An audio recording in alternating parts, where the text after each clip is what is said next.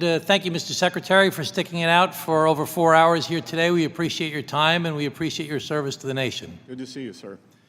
So earlier today, Mr. Kelly from Pennsylvania was quoting from Charles Dickens. He said, "It was the best of times, it was the worst of times." Would you happen to know what the name of that book was that came from?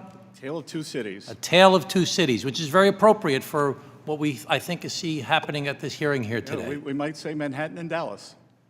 I wouldn't say that, but okay. I would. So let's think about it. You said earlier today, and I'm sure you stick by this, the economy is very strong. It is. Okay, so you say it's very strong, but we've heard consistently throughout the course of this day and in reports regularly that over 70% of Americans think the economy is bad and getting worse. Are you familiar with that polling? I am. So that would seem to be a tale of two cities. You saying the economy is very strong, and the people of the United States of America saying the economy is bad and getting worse. Now, the Biden administration, which we've heard a lot from you guys today, I think made a similar mistake to what your administration is making, because the stock market was booming under the Biden administration. There was job creation under the Biden administration. Unemployment was low under the Biden administration. And the stock market is booming under this administration, that's true. And unemployment remains relatively low, and there is some, but much reduced, job creation.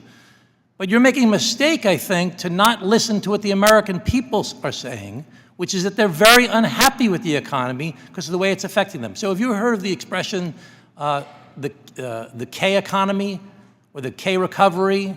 Yes, sir, but I think we're probably moving to a C economy where the top... Okay, but I want to talk about the K economy for a second. We can get to C a little bit later. Is that okay?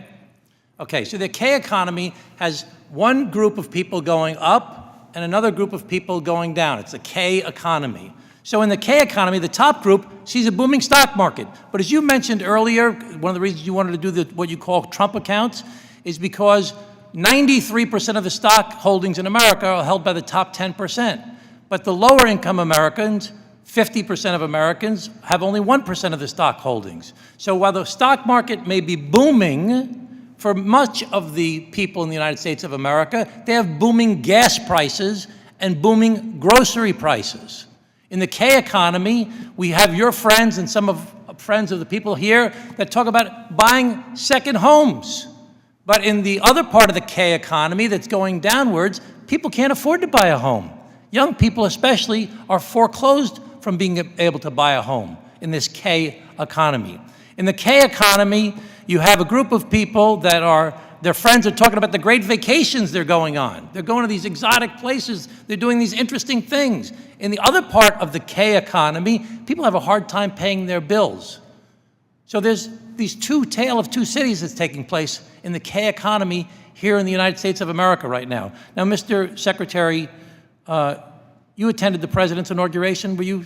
I did. Yes, and at his inauguration, he said, "We're going to rapidly reduce prices." That was one of the quotes the president made during his inauguration.